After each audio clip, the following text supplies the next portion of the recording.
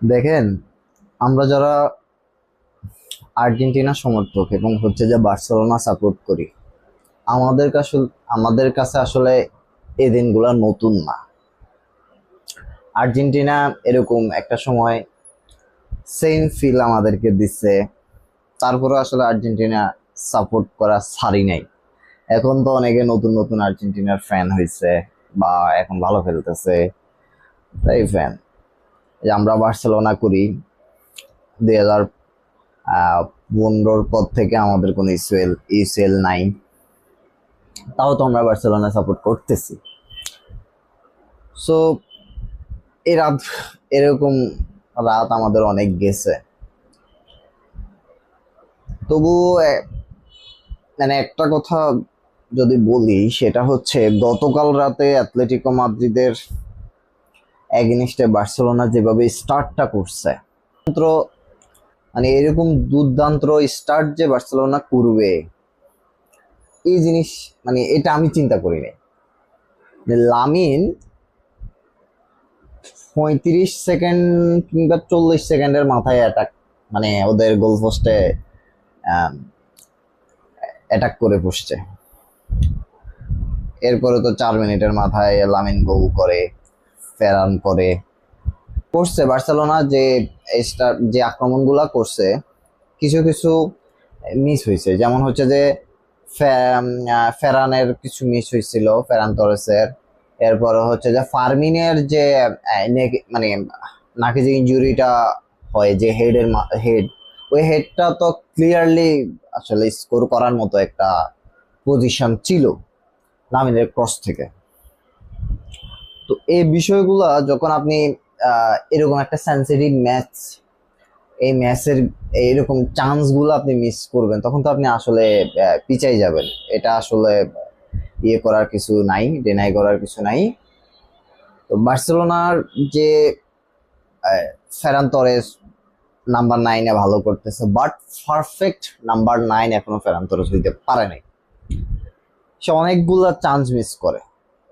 Fermin নিঃসন্দেহে একজন talented player, মানে কোনো ইয়া নাই। বাট কিছু কিছু মুহূর্তে ফার্মিনের মিস গুলো আসলে আমার খুবই কষ্ট লাগে।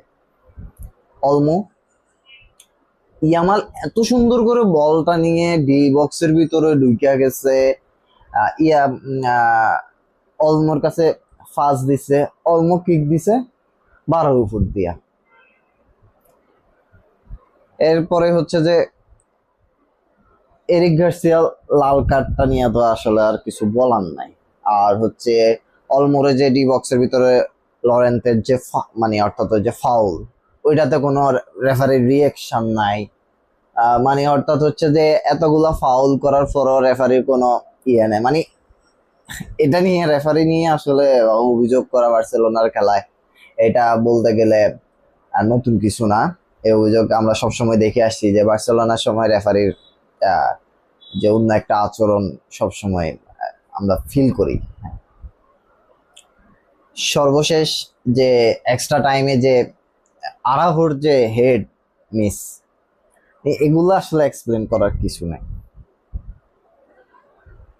তবে পোলাপান যেভাবে জান দিয়া একটা লড়াই করছে, সিমিওন এটা সেটা সেটা স্বীকার করছে যে আসলে সেও ভাবে নাই এত দুর্দান্ত ভাবে বার্সেলোনায় স্টার্ট করবে। বাট সে আরেকটা হতাশা, যে গত সিজনের মতো এবারও সেম একটা হতাশার রাত আমাদের গেছে। গত সিজনে সেম ইন্টার মিলানের সাথে তাদের মাঠেই এত দুর্দান্ত খেলার পরেও যে আমরা কি করতে হয়েছে, ম্যাচ হারতে হয়েছে। সো অবশেষে বার্সেলোনা ইউসিএল থেকে ছিটকে গেল। এবং হচ্ছে যে ওইদিকে লিভারপুল হচ্ছে পিএসজির সাথে নিজেদের অ্যানফিল্ডেই হচ্ছে যে 2-0 গোলে হারছে। তো পিএসজি চলে গেল সেমিফাইনাল, এদিকে অ্যাটলেটিকো মাদ্রিদ গেল। আর আজকে রাতে হচ্ছে যে বায়ার্ন মিউনিখে আর রিয়াল মাদ্রিদের খেলা, মিউনিখে। আর্সেনাল এবং হচ্ছে যে স্পোর্টিং ক্লাব সিএফ, ওর হচ্ছে যে খেলা আছে আজকে। তো আসলে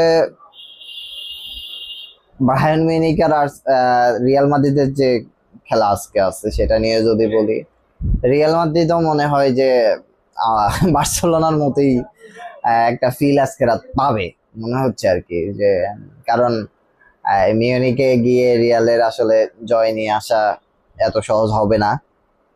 তাও রিয়াল মাদ্রিদ আশা তো করাই যায়, 15 বারের ইসিএল চ্যাম্পিয়ন। বাট বার্সেলোনা জন্য একটা ডিসঅ্যাপয়েন্টেড একটা রাত গেল। বাট এই সিজনটা যেভাবে বার্সেলোনা যে ইউসিএল খেলছে, বাট ওইটা হচ্ছে যে সামনের সিজনে যেন রিকভারি করে আসে, সেটা হচ্ছে কথা। তারপরে হচ্ছে যে বলা যায় যে আমরা এখনো বার্সেলোনা, আর ওক জিতুক সমস্যা নাই, বার্সেলোনায়।